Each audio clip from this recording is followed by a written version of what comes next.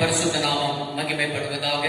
ஆண்டவருக்கு அடுத்த 7 மாதங்கள் அற்புதமாய் பாதுகாத்து இந்த 8வது மாதத்திலும் இந்த வாரத்தில் 1வது நாளையும் கர்த்தர் இந்த காணொளி மூலமாய் உங்களோடு கூட கர்த்தருடைய வார்த்தையை பகிர்ந்து கொள்ள கர்த்தர் கொடுத்த நல்ல வாய்ப்புகளை நினைத்து நான் கர்த்தரை துதிக்கிறேன். இந்த நாளிலும் கூட மத்தேயு சுவிசேஷ புத்தகம் 19ஆம் அதிகாரம் 20வது வசனம், அந்த வாலிபன் அவரை நோக்கி, இவைகளை எல்லாம் என் சிறுவயது முதல் கொண்டு கை கொண்டிருக்கிறேன், இன்னும் என்னிடத்தில் குறைவு என்ன என்றான். சர்வவல்லமையுள்ள தெய்வமே, இந்த வார்த்தையை அபிஷேகித்துட்டாரும் இந்த காணொளிகளை எங்கெங்கெல்லாம் பார்த்து கேட்டு கர்த்தருடைய நாமத்தை மகிமைப்படுத்துகிறார்களோ உடைய பிள்ளைகள் ஆண்டவரே சொல்ற இந்த வார்த்தை மூலமாய் ஆசீர்வதிக்கப்பட கர்த்தர் நீர் கிருபை தர வேண்டுமா ஜெபிக்கிறோம். இந்த வார்த்தையை அபிஷேகித்துட்டாரும் இயேசு கிறிஸ்துவின் நாமத்தில் பிதாவே, ஆமென். எனக்கருமையான கர்த்தருடைய பிள்ளைகளே, இங்கே மத்தேயு சுவிசேஷம் 19ஆம் அதிகாரத்தில் அங்கே ஒரு ஐஸ்வர்யம் உள்ள ஒரு வாலிபனை குறித்து என்ன செய்யப்பட்டிருக்கிறது, சொல்லப்பட்டிருக்கிறது. அந்த ஐஸ்வர்யம் உள்ள வாலிபன் இயேசுவிடத்தில் வருகிறார். இயேசுவிடத்தில் வந்து, நல்ல போதகரே, நித்திய ஜீவனை சுதந்திரித்துக் கொள்ள நான் என்ன செய்ய வேண்டும் என்று இயேசுவிடத்தில் கேட்கிறார். அவனை குறித்து 3 சுவிசேஷத்தில் என்ன செய்யப்பட்டிருக்கிறது, எழுதப்பட்டிருக்கிறது. மத்தேயு சுவிசேஷத்திலும், மார்க் எழுதின சுவிசேஷத்திலும், லூக்காவிலும் 3 சுவிசேஷத்திலும் அவனை குறித்து எழுதப்பட்டிருக்கிறது. அதன் இருப்பிடத்தை கூட நான் சொல்லுகிறேன். மத்தேயு சுவிசேஷம் 19ஆம் அதிகாரம் 16லிருந்து 30 வரை அந்த வேத பகுதியில் எழுதப்பட்டிருக்கிறது. மார்க் 10ஆம் அதிகாரம் 17லிருந்து 31ஆம் வசனம் வரை எழுதப்பட்டிருக்கிறது. லூக்கா எழுதின சுவிசேஷ புத்தகம் 18ஆம் அதிகாரம் 18லிருந்து 30 வரை அந்த சம்பவம் ஒரே சம்பவம் தான். ஒரே சம்பவத்தை மூன்று தேவ மனிதர்களும், அதாவது 3 சுவிசேஷங்களும் என்ன செய்யப்பட்டிருக்கிறது, எழுதப்பட்டிருக்கிறதை நாம் வேதத்தில் என்ன செய்ய முடிகிறது, வாசிக்க முடிகிறது. அவனுக்குள்ள ஒரு கேள்வி, என்ன கேள்வி என்று சொன்னால், நித்திய ஜீவனை சுதந்திரித்துக் கொள்வதற்கு நான் என்ன செய்ய வேண்டும்? எனக்கு கர்த்தருடைய பிள்ளைகளே, அவன் கேட்ட கேள்விதான் என்ன என்று சொன்னால், ரட்சிக்கப்படுவதற்கு நான் என்ன செய்ய வேண்டும் என்பதாக அங்கே கேட்கிறதை நாம் வேதத்தில் அறிந்து கொள்ள முடிகிறது. இந்த வாலிபன் இவனை குறித்து அல்லேலூயா, இங்கே பாருங்க, மத்தேயு சுவிசேஷத்தில் இவனை குறித்து சொல்லப்பட்டிருக்கிறது. அவன் வாலிபன் என்று என்ன செய்யப்பட்டிருக்கிறது, எழுதப்பட்டிருக்கிறது. ஆனா மார்க் சொல்கிறார், இவனை குறித்து அங்கே ஒருவன் இயேசுவிடத்தில் வந்து என்ன எழுதப்பட்டிருக்கிறது. ஆனா லூக்கா அவனை குறித்து சொல்லப்பட்டிருக்கிறது, அவன் ஒரு தலைவன் என்று என்ன செய்யப்பட்டிருக்கிறது, சொல்லப்பட்டிருக்கிறது. எனக்கு அருமையான கர்த்தருடைய பிள்ளைகளே, இவனுக்கு உலகத்திற்குரிய எல்லா ஆசீர்வாதமும் என்ன செய்யப்பட்டது, இருந்தது. ஆனால் இவன் உலகத்துடைய ஆசீர்வாதத்துக்கெல்லாம் ஐஸ்வர்யவனாய் காணப்பட்டாலும் நித்திய ஜீவனை, அதாவது அந்த ரட்சிப்பை, அந்த ரட்சிப்பின் மகடம் இவனுக்குள் காணப்படாதவனாய் காணப்பட்டது நிமித்தம்தான் இயேசுவிடத்தில் வந்தான். அந்த கேள்வியை கேட்டான். இயேசு அதற்கு அழகாய் அவனுக்கு என்ன செய்தார், பதில் கொடுத்ததுதான் இன்றைக்கு இதன் வாயிலாக நாம் கர்த்தருடைய வார்த்தையை கேட்க இருக்கிறோம். கரெக்டாக ஆமென் சொல்லலாமா? இந்த பிரசங்கத்துக்கு தலைப்பு என்ன தலைப்பு என்று சொன்னால், என்னிடத்தில் உள்ள குறை. ஆமென் சொல்லுங்க. என்னிடத்தில் உள்ள அல்லேலூயா குறை. ஒரு மனிதனுக்கு 2 பக்கங்கள் உண்டு. ஒரு நாணயத்துக்கு 2 பக்கம் இருக்கிறது. அதே போல ஒரு மனிதனுக்கு 2 பக்கங்கள் உள்ளது. ஒன்று குறை, இன்னொன்று நிறை. இந்த 2மே ஒரு மனிதனுக்கு என்ன செய்யப்படும், காணப்படும். குறை இல்லாத மனிதர்கள் இந்த பூமியில் இல்லை. அதே போல எல்லா மனிதர்களும் என்ன செய்யறது, நிறைவும் காணப்படுகிறது. எனக்கு கர்த்தருடைய பிள்ளைகளே, இன்றைக்கு குறைவு மட்டுமே ஒரு மனுஷனுக்கு அல்லேலூயா பார்த்து அவன் கெட்டவன் என்று என்ன செய்ய முடியாது, ஒதுக்கி விட முடியாது. நல்லவன் என்று சொல்லி அவனுக்கு பார்த்து அவனை நல்லவன் என்று என்ன செய்ய முடியாது, சொல்லிவிட முடியாது. ஆனாலும் குறையும் நிறையும் இருந்தாலும் கூட நமக்குள் எல்லாவற்றையும் சரி செய்து கர்த்தருக்குள் வாழ என்ன செய்ய வேண்டும், கற்றுக்கொள்ள வேண்டும் என்பதை நாம் விளங்கிக் கொள்ள வேண்டும். ஒரு கிராமத்தில் அருமையான கர்த்தருடைய ரட்சிக்கப்பட்டதான பிள்ளை சாம் என்கிறதான ஒரு மனிதன் இருந்தார். அந்த சாம் என்கிற மனிதனுக்கு சென்னை பட்டணத்தில் ஒரு கம்பெனியில் நல்ல ஒரு வேலை கிடைத்தது. வேலை கிடைத்துக் கொண்டிருக்கும் பொழுதே சொந்த ஊரில் அவருடைய சொந்த பந்தத்திலேயே எஸ்தர் என்கிறதான ஒரு மகளை திருமணம் செய்து அவருடைய பெற்றோர்கள் வைத்தார்கள். அந்த மகளும் சென்னை பட்டணத்தில் போய் குடியேறினார். சென்னை பட்டணத்தில் போய் ஒரு அப்பார்ட்மெண்ட்ல குடியேறி இருக்கிற நாட்கள்ல முதல் நாள் சாம் என்கிற அந்த மனிதனுடைய கணவனார் வேலைக்கு சென்று விட்டு வருகிறார். வேலைக்கு சென்று விட்டு வந்தார். அந்த மணமகள் சொல்கிறார், எஸ்தர் என்கிற அந்த மகள் சொல்ற, என்னங்க நீங்க வேலைக்கு போயிட்டு வந்தீங்க, அக்கம் பக்கத்தில் உள்ளவர்கள் எல்லாம் இப்படிப்பட்டவங்களா இருக்கிறாங்க என்று சொன்னால் என்னை எதிர்பார்த்தாலும் பொறாமையா பாக்குறாங்க. நான் வந்தா ஒரு பேச்சு பேசுறாங்க, நான் வரட்டா ஒரு பேச்சு பேசுறாங்க. இருக்கிறார்கள் என்று சொல்லி சொன்னார். அந்த நாள் கழிந்தது. இரண்டாவது நாள் அவர் வேலைக்கு போயிட்டு திரும்பி என்ன செய்தார்? வருகிறார். வரும் பொழுது அந்த மகள் சொல்கிறார். என்ன சொல்கிறார் என்று சொன்னால், முதல் நாளை போல அக்கம் பக்கத்தில் உள்ளவர்கள் எல்லாம் இதை என்ன செய்கிறார் என்று சொன்னால், நாம் வரும்பொழுது பேச்சை நிறுத்தி விடுகிறார்கள், நாம் வரும்பொழுது நம்மளை பற்றித்தான் முறையாய் சொல்கிறார்கள் என்று சொல்லி முதல் நாள் பொறாமையாய் நினைக்கிறார் என்று சொன்னார். இரண்டாவது நாள் நான் வரும்போது ஒரு பேச்சை பேசுகிறார்கள், நான் வந்தவுடனே நம்மளை குறித்து குறை சொல்வதை நிறுத்தி விடுகிறார்கள் என்று சொல்லி என்ன செய்தார் சொன்னார். இப்படி சொல்லிக் கொண்டே இருக்கும் பொழுது அருமையான அந்த மனிதன் சேம் என்கிற தேவ மனிதன் நினைத்தாராம், என்னமோ நம்மளை குறித்து பொறாமையா நினைக்கிறார்களா, குறை சொல்கிறார்களா, அக்கம் பக்கத்தில் உள்ளவர்கள் சரியில்லையா, இந்த அப்பார்ட்மெண்டை காலி செய்து விடலாமா என்று சொல்லி தனக்குள் ஒரு சிந்தனை சிந்தித்துக் கொண்டிருக்கும் பொழுது பெற்றோரிடத்திலிருந்து ஒரு போன் வந்தது. மகனே, இன்றைக்கு நம்ம ஊர்ல ஒரு நம்முடைய சபையில விசேஷத்தை ஒரு 3 நாள் கூடுகை இருக்கிறது, குடும்ப ஆசீர்வாத கூடுகை. வெளியில இருந்து நல்ல ஒரு தேவ மனிதர் வருகிறார், அந்த கூட்டத்துக்கு நீங்க குடும்பமாய் கண்டிப்பாய் பாருங்கள் என்று சொல்லி தன்னுடைய மகனுக்கு பெற்றோர்கள் அழைப்பு விட்டார்கள். அதற்கு அருமையான ஸ்டாம்ப் சொன்னார், கம்பெனில எல்லாம் திடீரென்று என்ன செய்ய முடியாது, லீவ் எடுக்க முடியாது, அந்த முக்கியமான மீட்டிங் என்று சொன்னால் என் மனைவியை வேண்டும் என்றால் நான் அடைந்து அனுப்புகிறேன் என்று சொல்லி சொன்னார். சரி, மனைவிடத்தில் கேட்டால், நீ வீட்டுக்கு ஊருக்கு போகிறாயா, அந்த வீட்டில் போய் கலந்து கொள்கிறாயா என்று சொல்லி மனைவிடத்தில் கேட்கும் பொழுது மனைவி சொன்ன ஒரு வார்த்தை, நான் போகிறேன், நான் போயிட்டு வருகிறேன் என்று சொல்லி அவள் சொன்ன வார்த்தையை நம்பி தன்னுடைய ஊருக்கு, தன்னுடைய பெற்றோர் வீட்டுக்கு, தன்னுடைய சபைக்கு அழைத்து அனுப்பினார். அதேபோல் அந்த சபையில் மீட்டிங் எல்லாம் கலந்து கொண்டு முடித்து சென்னை நடந்தது. திரும்பி வந்த உடனே சார் கேட்கிறார், எப்படி இருந்தது மீட்டிங், எவ்வளவு ஆசீர்வாதமா இருந்தது, எவ்வளவு வல்லமையாய் தேவன் பயன்படுத்தினாரா என்று சொல்லி எஸ்தரிடத்தில் கேட்கும் பொழுது அந்த மகள் சொன்ன வார்த்தை என்னவென்றால், என்னங்க அவரா போதகர், அவர் என்ன பேசுகிறார், அவர் பேசுகிற வார்த்தையை பார்த்தா தண்டவாதமாய் இருக்கிறது என்று சொல்லி போதகரை குறித்து ஒரு குறை, அங்குள்ளதான மூப்பரை குறித்து ஒரு குறை, அங்குள்ள சபை மக்களை குறித்து ஒரு குறை, அங்குள்ளதான அருகாமையில் உள்ளவர்களை குறித்து ஒரு குறை, எப்படின்னு சொல்லி ஒவ்வொருத்தரையும் ஒவ்வொரு விதமாய் அந்த மகள் குறை சொன்னார். இதற்கு பின்பாக தான் அந்த சேவகை விலகிக் கொள்ள முடிந்தது. என்னுடைய மனைவிக்குள் நிச்சயமா என்ன காணப்படுகிறது என்று சொன்னால், இப்படிப்பட்டதான மற்றவர்களை குறை கண்டுபிடிக்கிற, குற்றம் சொல்கிற அந்த ஆவி இருக்கிறது. இதற்காக நாம் ஜெபித்து என்ன செய்ய மேற்கொள்ள வேண்டும் என்பதை அந்த மனிதன் விலகிக் கொண்டான்.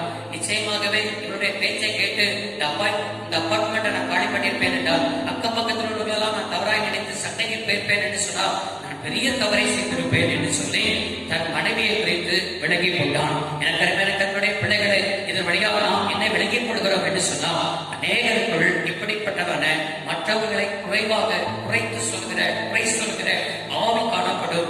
இதை நாம் விட்டுவிடும் பொழுதுதான் தேவன் நம்முடைய குறைவுகளை நிறைவாக்க வல்லமையுள்ளவராக இருக்கிறார். ஆமென் சொல்லலாமா?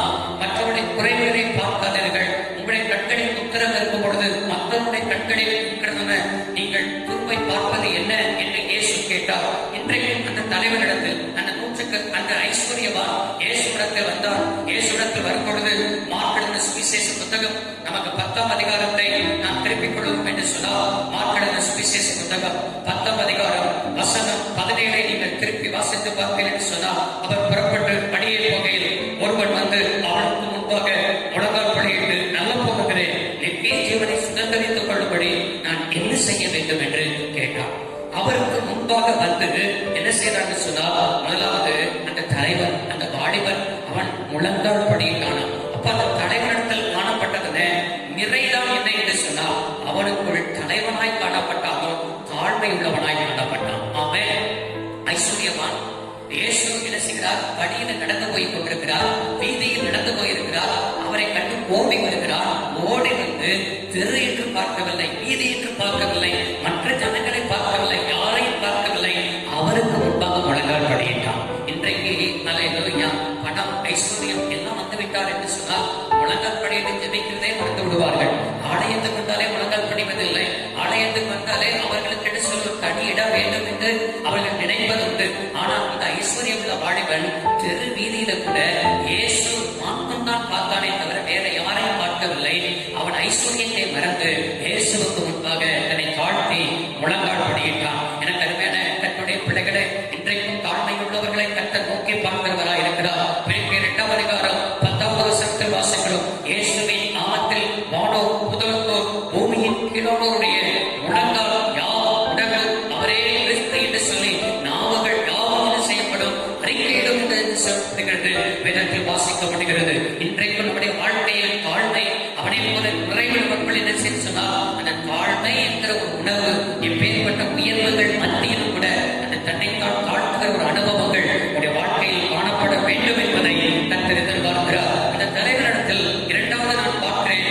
அதே மார்க் சுவிசேஷ புத்தகம் 10ஆம் அதிகாரம் 17வது வசனத்தில் ஓடி வந்து அவருக்கு முன்பாக முழங்கால் படியிட்டு, நல்ல போதகரே, நித்திய ஜீவனை சுதந்திரித்துக் கொள்ளும்படி நான் என்ன செய்ய வேண்டும் என்று கேட்டான். அவன் ஐஸ்வர்யவனா இருந்தாலும் கூட அவன் என்ன செய்தான்னா, இயேசு வருகிறார் அப்படின்னு சொன்னார், வீதிக்கு வருகிறார் சொன்னான். ஓடி வந்தான்.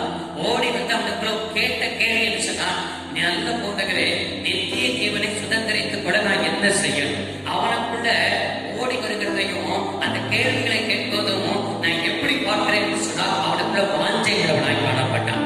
வாஞ்சை இல்லாமல் இயேசுவிடத்தில் ஓடி வர முடியாது. வாஞ்சை இல்லாமல் அந்த கேள்விகள் கேட்க முடியாது. நித்திய ஜீவனை, அந்த பரலோக ராஜ்யத்தை சுதந்திரிப்பதற்கு நான் என்ன செய்யணும்? இன்றைக்கு அநேகருக்குள்ள எவ்வளவுதான் என்ன செய்யணும்னா, ரட்சிக்கப்பட்டு ஆலயத்துக்கு வந்து பரிசுத்தாவின் அபிஷேகத்தை பெற்றவர்களுக்கு கூட நித்திய ஜீவனை குறித்ததான நம்பிக்கை இல்லாதபடி, அல்லேலூயா, மறுமையை குறித்ததான சிந்தை இல்லாதபடி வாழ்ந்து கொண்டிருக்கிறதை நாம் பார்க்க முடிகிறது. ஆனால் இவனுக்கு என்ன செய்யணும், மறுமையை குறித்ததான கேள்வி கேட்கிறவனாய் காணப்பட்டான். காரணம் வாஞ்சை.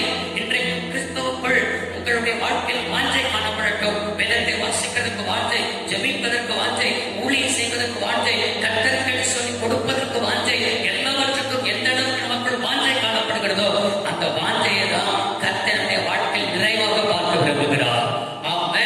அதுக்கடுத்து நான் அவனிடத்தில் பார்க்க விரும்புகிறதெல்லாம் அதே மார்க் சுவிசேஷ புத்தகம் 10ஆம் அதிகாரம் 19வது வசனம் 20வது வசனம். அதற்கு அவன், போதகரே, இவைகளெல்லாம் என் சிறுவயது முதல் கொண்டு நான் என்ன செய்கிறேன், நான் கை கொண்டு வருகிறேன் என்று சொன்னான். அவன் என்ன சிறுவயது முதல் கொண்டு அவன் கை கொண்டு வந்தான் என்று சொன்னால், இயேசு இடத்துல சொன்னா, விபச்சாரம் செய்யாதிருப்பாயாக, கொலை செய்யாதிருப்பாயாக, பொய்சாட்சி சொல்லாதிருப்பாயாக, வஞ்சனை செய்யாதிருப்பாயாக, உன் தகப்பனையும் உன் தாயையும் கனம் பண்ணுவாயாக என்று சொல்லி என்ன செய்தார் என்று சொன்னால், ஆண்டவர் 10 கட்டளையை அவனிடத்தில் என்ன செய்தார் சொன்னார்.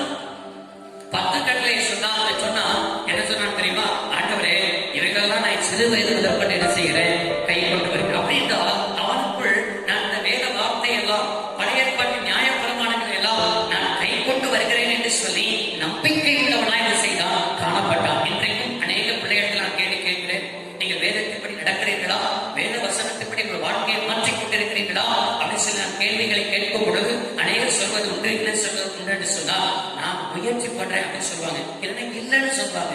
நடக்கிறேன்னு யாருமே என்ன செய்ய மாட்டேங்கிறாங்க, சொல்ல மாட்டேங்கிறாங்க. ஆனா இவன் இயேசுவிடத்துல சொன்னா, நான் கொலை செய்யல, நான் விபச்சாரம் பண்ணல, அது மாத்திரமல்ல, நான் தாய் தகப்பன் மாதிரி என்ன செய்ய சொல்லி கணம் பண்ணுகிறேன் இப்படின்னு சொல்லி நான் இந்த வேத பிரமாணத்தை எல்லாம் நான் என் சிறு வயது முதற்கொண்டு கை கொள்கிறேன் என்று சொல்லி நம்பிக்கை இருந்தது. இன்றைக்கு சபையில நான் அடிக்கடி கேள்வி கேட்பேன், யார் நீதிமான் அப்படிங்கிற கேள்வியை கேட்பேன். அநேக நீதிமானா யோபு நீதிமான், அதே போல என்ன செய்வார்கள், யோனா, இப்படி யாரையெல்லாம் என்ன செய்வார்கள் சொல்வார்கள். பழைய ஏற்பாட்டு பரிசுத்தவான்கள் எல்லாம் என்ன செய்வார்கள் சொல்வார்கள். ஆனா நான் சபையில் சொல்வது உண்டு, அவர்கள் தான் நீதிமானாக தான் இருந்தார்கள். யோபு நீதிமானாக தான் இருந்தாரு, நோவா நீதிமானாக தான் இருந்தாரு, பழைய ஏற்பாட்டு பரிசுத்தவான்கள் நீதிமானாக தான் இருந்தார்கள். நீதிமான் என்று சொன்னால் அவர்களை சொல்வதை விட நீங்கள் நீதிமான் என்கிற நம்பிக்கை உங்களுக்குள் என்ன செய்யப்பட வேண்டும், காணப்பட வேண்டும் என்பதை, நம்பிக்கை உள்ளவர்களாய் இருக்க வேண்டும் என்பதை நான் உற்சாகப்படுத்துவது உண்டு. சொல்லுங்க பாருங்கள், பழைய ஏற்பாட்டுல 10 கட்டளையிலே விட்டு என்ன சொன்னா, முதல் பகுதி 2வது பகுதி என்று சொல்லி என்ன செய்யலாம், பிரிக்கலாம். முதல் பகுதி தேவனுக்கும் மனிதனுக்குள்ள உறவை அடிப்படையாக கொண்டு,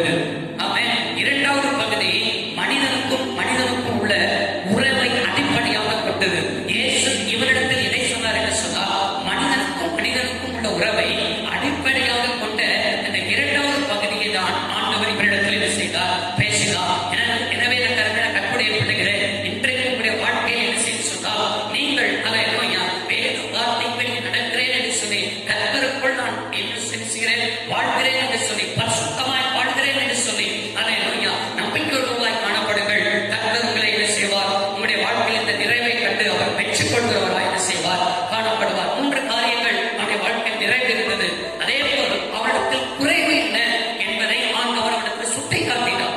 குறைவு இடத்தில் இருந்தது நிமித்தம் தான் இயேசுவை விட்டு தூரம் போனா, பின்மாற்றத்தில் போனா, ஆண்டவரை விட்டு தூரம் போய் அல்லேலூயா அந்த மகிமையான நித்திய ஜீவனை இழந்து போகிறவனாய் அவன் காணப்பட்டான். அவனிடத்தில் குறைவை குறித்து நாம் சற்றே சிந்திக்க வேண்டும். அதே பார்த்து 10ஆம் அதிகாரம் வசனம் 17 நீங்கள் திருப்பிக் கொள்வீர்கள் என்று சொன்னால், அங்கே இயேசு அல்லேலூயா அவனை பார்த்து ஒரு கேள்விகள் ஆண்டவர் சொன்னார். அதற்கு இயேசு, நீ என்னை நல்லவன் என்று சொல்லாதே, தேவன் ஒருவரை தவிர நல்லவன் ஒருவனும் இல்லை என்று இயேசு சொன்னார். ஆமென்.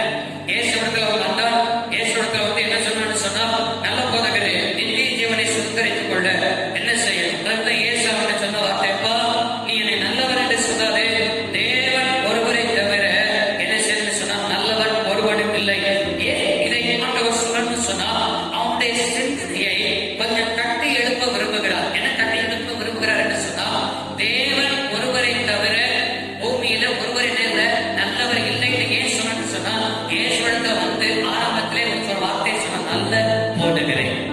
இயேசுவை அன்றைக்கு இருந்த எல்லா மதக்குருவோடு இயேசு ஒரு மதக்குரு தான் என்ன செய்தார் நினைத்தான். ஆனால் இயேசு ஒரு மதக்குரு என்பது அவனுடைய நினைவாயிருந்ததை தவிர, இயேசுதான் ஆண்டவர், இயேசுதான் ரட்சகர், இயேசுதான் உலக ஆண்டவர் என்று அவனுக்கு என்ன செய்யல தெரியாமல் இருந்தது தான் இயேசு அப்படிப்பட்ட பதிலை சொன்ன. என்ன சொன்னார் என்று சொன்னால், தேவன் ஒருவரை தவிர நல்லவன் பூமியில் என்ன செய்வதில்லை, ஒருவனும் இல்லை என்று ஏன் சொன்னார் என்று சொன்னால், நான் தான் அந்த தேவன். ஆமென். நீ என்ன நல்லவன் சொல்ற, தேவன் யாருன்னா நான் தான் என்பதை அவன் கொஞ்சம் சிந்தைய அவருடைய ஆவிக்குரிய கண்களை தட்டி எழுப்புவதற்காக தான் அந்த வார்த்தையை ஆண்டவர் இடத்துல சொன்னார். ஆனால் இவனுக்குள் காணப்பட்ட குறை என்ன சொன்னால், அல்லேலூயா, கிறிஸ்து இயேசுவை கர்த்தர் என்று என்ன செய்யணும் சொன்னால் அறிந்து கொண்டு, அவர்தான் கர்த்தர், அவர்தான் ரட்சியா, அவர்தான் மெசியா. இன்றைக்கு யூத ஜனங்களை பாருங்க, இஸ்ரவேல் தேசத்தில் இன்றைக்கும் யூத ஜனங்களுக்குள் என்ன செய்யப்படவில்லை என்று சொன்னால், இயேசுதான் கர்த்தர் என்று செய்யவில்லை, அறிந்து கொள்ளவில்லை. மெசியா ஒருவர் வருவார் என்று சொல்லி அவருடைய வருகைக்காக காத்திருக்கிறார்களே தவிர, இயேசுதான் மெசியா என்பதை இன்றைக்கும் யூத ஜனங்களுடைய கண்கள் திறக்கப்படாமல் தான் இருக்கிறது. இன்றைக்கும் அல்லேலூயா புறமாற்றக்காரர்களை எடுத்து சொல்லுவோம் என்றால் அவர்கள் சொல்லுவார்கள், புத்தர், இயேசு, காந்தி எல்லாம் இவர்களெல்லாம் மனிதர்கள் என்று சொல்வார்கள். எனக்கு அறிவின கர்த்தருடைய பிள்ளைகளே, ரட்சிக்கப்பட்ட தேவத்தினமே, இன்றைக்கு உன்னை பார்த்து ஆண்டவர் சொல்லுகிறார், நீ தேவனை அறிகிற அறிவில் உன்னுடைய கண்கள் என்ன செய்ய வேண்டும், திறக்கப்பட வேண்டும், பிரகாசமான மனக்கண்கள் வேண்டும். அப்போ சொன்ன பவுல் எபேசியருக்கு எழுதும் பொழுது அதை தான் எழுதுகிறார், அந்த சபைக்கு பிரகாசமான மனக்கண்கள் வேணும். அவருடைய அன்பின் ஆழம், உயரம், நீளம் இன்னது என்பதை அறிந்து கொள்ள பிரகாசமான மனக்கண்களை தந்தரல வேண்டும் என்று சொல்லி அந்த திருச்சபைக்காக அவர் வேண்டிக் கொள்கிறார். இன்றைக்கும் கர்த்தரை அறிகிற அறிவுக்காக அல்லேலூயா ஒவ்வொரு நாளும் இந்த வேத புத்தகத்தை படிக்கும் பொழுது, ஒவ்வொரு நாளும் அவருடைய சப்தத்தில் காத்திருக்கும் பொழுது, அந்த தேவ பிரசன்னத்தில் நடக்கும் பொழுதுதான் கர்த்தர் தம்மை நம்முடைய பிள்ளைகளுக்கு, உங்களுக்கு அவர் வெளிப்படுத்த அவர் போதுமானவராக இருக்கிறார். கரங்களை உயர்த்தி ஆமென் சொல்லுங்க. அவரிடத்தில் காணப்பட்டதான இரண்டாவது குறை என்ன சொன்னால், அதே மார்க் சுவிசேஷ புத்தகம் 10ஆம் அதிகாரம் 22வது வசனத்தில் நாம் வாசிக்கப்படுகிறது. என்ன வாசிக்கப்படுகிறது என்று சொன்னால், அவன் மிகுந்த வார்த்தை உள்ளவனாய் இருந்தபடியா இந்த வார்த்தையை கேட்டு மனமடைந்து துக்கத்தோடு என்ன செய்தானா போய்விட்டான். இயேசு அவன் சொன்னாரு, நீ தீர்த்தியவனை சுதந்திரிக்கணும்னா எப்பா நீ என்ன செய்ய சொன்ன 21வது வசனத்தில் அவனுக்கு அன்பு கொடுத்து, உன்னிடத்தில் ஒரு குறை உண்டு, நீ போய் உனக்கு உண்டானவையெல்லாம் விற்று தரித்திரருக்கு கொடு, அப்பொழுது பரலோகத்தில் உனக்கு பொக்கிஷம் உண்டாயிருக்கும் என்று சொன்னார். நீ எல்லாவற்றையும் விற்று தரித்திரருக்கு கொடுத்து என் சிலுவை எடுத்துக்கொண்டு என்னை பின்பற்றி வா அப்படின்னு சொன்ன உடனே, ஆஸ்தி மிகுந்த ஆஸ்தி உள்ளவனா இருந்தபடினா, ஆஸ்தினா நம்பிக்கை உள்ளவனா இருந்தபடியா ஆண்டவர் சொன்ன வார்த்தை என்னை துக்கமடைய செய்தது. இந்த தலைவரிடத்தில் காணப்பட்ட குறைதான் என்ன குறை என்று சொன்னால், ஆஸ்தியை தெய்வமாக நம்பினான். ஆமென். இன்னைக்கு ஆமென், எந்த கொண்டிருக்கிற ஜனம் பாக்கியம் உள்ளது, அவரை தான் உன்னுடைய வாழ்க்கையில் முதலாக நீ வைக்க வேண்டும். பணத்தை குறித்து ஒரு ஒரு தேவ மனிதர் இவ்வாறாக எழுதியிருப்பதை நான் வாசித்தேன். அதை கூட உங்களுக்கு நான் சொல்ல விரும்புகிறேன். பணத்தை குறித்து அவர் எழுதின வார்த்தை, பணத்தினாலே ஒரு படுக்கையை வாங்கலாம், ஆனால் பணத்தினாலே நித்திரையை வாங்க முடியாது. பணத்தினாலே உணவை வாங்கலாம், ஆனால் பணத்தினாலே பசியை வாங்க முடியாது. பணத்தினாலே மருந்தை வாங்கலாம், ஆனால் பணத்தினாலே சுகத்தை வாங்க முடியாது. பணத்தினாலே ஒரு வீட்டை வாங்கலாம், ஆனால் பணத்தினாலே ஒரு குடும்பத்தை வாங்க முடியாது. பணத்தினாலே ஒரு வைரத்தை வாங்கலாம், ஆனால் பணத்தினாலே அன்பை வாங்க முடியாது. பணத்தினாலே ஒரு பெஞ்சை வாங்கலாம், ஆனால் பணத்தினாலே ரட்சிப்பை வாங்க முடியாது. ஆமென். எனக்கு அருமையான தெய்வ பிள்ளைகளே, இன்றைக்கு பணத்தினால் எதையும் சாதித்து விடலாம் என்று சொல்லி உன் தவறான நோக்கத்திலிருந்து, இன்றைக்கும் குறைவிலிருந்து மனம் மாறதான் கர்த்தருடைய ஆவியானவர் இதன் வழியாக பேசிக் கொண்டிருக்கிறார் என்பதை மறந்து போகாதே. இன்னும் ஒரே ஒரு காரியத்தை மாத்திரம் பார்த்து நாம் ஜெபித்து முடிக்க போகிறோம். மார்க் சுவிசேஷ புத்தகம் 10ஆம் அதிகாரம் 21வது வசனத்தில் வாசிக்கிறோம். என்ன வாசிக்கிறோம் என்றால், இயேசு அவனிடத்தில் சொன்ன ஒரு வார்த்தை அந்த 21ஆம் வசனத்தின் கடைசி 2 லைன்ல சொல்லி இருக்கிறது, பின்பு சிலுவை எடுத்துக்கொண்டு என்னை பின்பற்றி வா என்று சொன்னார். ஆமென். அவனை பார்த்து சொன்ன வார்த்தை, சிலுவை எடுத்துக்கொண்டு என்னை பின்பற்றி வா. இயேசு அவனுக்குள்ள குறைவை காண்பிக்க விரும்பினார். என்ன குறைவு என்று சொன்னால், இயேசுவை பின்பற்ற அவனுக்குள்ள என்ன செய்யணும் சொன்னா விருப்பம் இல்லாதவனாய் காணப்பட்டான். இன்னைக்கும் இயேசுவை ஆராதிக்கிற பிள்ளைகள் இயேசு நடந்தபடியில் பல அடிச்சூடுகளில் எல்லாமே நடக்கிறோம் என்று சொன்னால் நாம் அதை கேள்வியில் கேட்டுதான் ஆக வேண்டும். நாம் இயேசு நடந்த அடிச்சூடுகளை அவரை போல ஜெபிப்பது, அவரை போல ஊழியம் செய்வது, அவரை போல ஆத்மபாரம் உள்ளது. இன்றைக்கு அவரை பின்பற்ற விரும்புகிறவர்கள் அவரை அடிச்சூடுகளை நாம் பின்பற்ற வேண்டும் என்பதை மறந்து போகக்கூடாது. இயேசு அழகாய் சொன்னார். என்ன சொன்னார் என்று சொன்னால், லூக்கா சுவிசேஷ புத்தகம் 9ஆம் அதிகாரம் 23வது வசனத்தில் இயேசு சொன்னார், என்னை பின்பற்றி வர விரும்பினார் அவன் தன்னைத்தானே வெறுத்து தன் சிலுவையை அனுதினமும் எடுத்துக்கொண்டு என்னை பின்பற்றி வர கடவன். நாம தன் சிலுவையை அனுதினமும், சிலுவை என்பது பாடுதான். சிலுவை என்பது நம்முடைய வாழ்க்கையில் ஒவ்வொரு நாளும் அந்த பாடுகளை சுமந்துதான் ஆக வேண்டும். பாடு இல்லாமல் ஆசீர்வாதம் இல்லை, சிலுவை இல்லாமல் சிங்காசனம் இல்லை. அல்லேலூயா. எனவே அவரை பின்பற்றி வர விரும்புகிறவர்கள் அந்த சிலுவை என்பது கழுத்துல கொடுக்கிறதோ கையில சுமப்பதோ அல்ல, அவரை போல பாடுகளை செய்கிறது தான் சிலுவை, அவரை போல வாழ்கிறது தான் சிலுவை, அந்த வசனத்தின்படி வாழ்க்கையை வாழ்கிறது தான் என்ன செய்வது சிலுவை. நீங்கள் இதை சுமைகள் கர்த்தர் உங்களை என்ன செய்வார், ஆசீர்வதிப்பார். எப்படி ஆண்டவர் சொல்லும் பொழுது அவர் துக்கமடைந்தவனாய் அந்த தலைவன் போய்விட்டான். சீசர்கள் எல்லாம் இயேசுவிடத்தில் கேட்கிறார்கள். என்ன கேட்கிறார் என்று சொன்னால், அப்படி என்றால் யார் ரட்சிக்க கூடும் என்று சொல்லி தங்களுக்குள் ஒருவரை ஒருவர் என்ன செய்து கொண்டார், பேசிக் கொண்டார்கள். இயேசு அதற்கு அழகாய் சொல்கிறார். மார்க் 10ஆம் அதிகாரம் 27வது வசனத்தில், மனுஷரால் இது கூடாததுதான், தேவனாலே கூடாதது ஒன்றும் அல்ல என்று சொன்னார். ஆமென். மனுஷனால முடியாதுப்பா, மனுஷனால செய்ய முடியாது, தேவன் கூட இருப்பார் என்று சொன்னா எல்லாம் செய்ய முடியும் என்பதை அல்லேலூயா இதன் வழியாக கர்த்தரோடு என்ன செய்திருக்கிறார், பேசியிருக்கிறார். அவனிடத்தில் காணப்பட்டதான நிறைவு நமக்கு தெரியும். தாழ்மையுள்ளவனாயிருந்தார், வாஞ்சையுள்ளவனாயிருந்தார், நம்பிக்கையுள்ளவனாயிருந்தார். ஆனா இதெல்லாம் அல்லேலூயா இருந்தாலும் கூட அல்லேலூயா நமக்கு பிரதானமாய் காணப்பட வேண்டியது அவனுக்குள்ள காணப்பட்ட குறைவுதான் என்ன, அவரை அறியல. அவன் தெய்வம் என்று சொன்னா அந்த தெய்வத்தை நமக்கால் உயிரே தந்த தெய்வத்தை மறந்து அவரைத்தான் தெய்வம் என்று நம்பினான். அவரை பின்பற்றதை விட்டுவிட்டான். அவன் இன்றைக்கும் நித்திய ஜீவனை இழந்து விட்டான். இன்றைக்கும் இது முடியாது, இந்த வேத வசனத்தின்படி நான் வாழ முடியாது என்று சொல்லி எல்லாம் கடினமானது நினைக்காதீங்க. இது மனுஷரால் கூடாதது, தேவனாலே என்ன செய்ய முடியும்னா எல்லாம் உங்க வாழ்க்கையில இந்த மாசத்துல எதெல்லாம் உங்களால முடியாததோ எல்லாம் அவரால் என்ன செய்ய முடியும் என்று சொல்லி நீங்கள் என்ன செய்யுங்கள், அறிக்கை எடுங்கள். அவன் நம்மிடத்துல குறை என்ன என்று சொல்லி நம்மளை தாழ்த்துவோம், ஒப்பு கொடுப்போம். அவராலே எல்லாம் போதும் என்று அறிக்கையிடுவோம், கண்களை போடுவோம், ஜெபம் பண்ணுவோம். சர்வவல்லமை உள்ள தெய்வமே, வானத்துக்கும் பூமிக்கும் ஆண்டவராக இருக்கிறீர்கள். அன்புள்ள தகப்பனே, இப்பொழுதும் ஆண்டவரே ஸ்தோத்திரம். இந்த வாரத்தில் முதலாவது நாளிலும் கூட நீர் எங்களோடு கூட பேசியிருக்கிற நல்ல வார்த்தைக்காக ஸ்தோத்திரம். அந்த தலைவர் இயேசுவிடத்தில் வந்து சொன்ன வார்த்தை, இன்னும் என்னிடத்தில் என்ன குறை உண்டு என்று சொல்லி கேட்டான். அவனத்தில் காணப்பட்ட பிரதானமான குறைவே ஆண்டவரே ஸ்தோத்திரம், உண்மை கர்த்தர் என்று அறிந்து கொண்டாதது, ஆஸ்தியே தெய்வம் என்று சொல்லி நம்பினது, ஆண்டவரை உண்மை பின்பற்றாமல் ஆண்டவரே ஸ்தோத்திரம் மறுதளித்து போனது. அவனுக்குள் நிறைவு ஆண்டவரே ஸ்தோத்திரம் தாழ்மை இருந்தாலும், வாஞ்சை இருந்தாலும், நம்பிக்கை இருந்தாலும் உண்மை விட்டு கூற போனது நிமித்தம் அந்த மகிமையான பரலோகத்தை இழந்து போனான். ஆண்டவரே இன்றைக்கும் இது இல்லாமல் முடியாது, நடக்காது, சாத்தியமில்லை என்று நினைத்தாலும் மனுஷனால் கூடாதது தேவனால் கூடும் என்று சொல்லி நாங்கள் அறிக்கை எழுதுகிறோம். இன்றைக்கும் பிள்ளைகளுக்கு என்னென்ன காரியங்கள் நடக்க முடியாது, கூட முடியாது, தடையாயிருக்கிறதோ எல்லாவற்றையும் ஆண்டவர் எங்கள் தெய்வம் வாய்க்க பண்ணும். இந்த மாதம் முழுவதும் கூட இருந்து நடக்கும். இயேசு கிறிஸ்துவின் நாமத்தில் கேட்கிறோம் எங்கள் நல்ல பிதாவே. ஆமென்.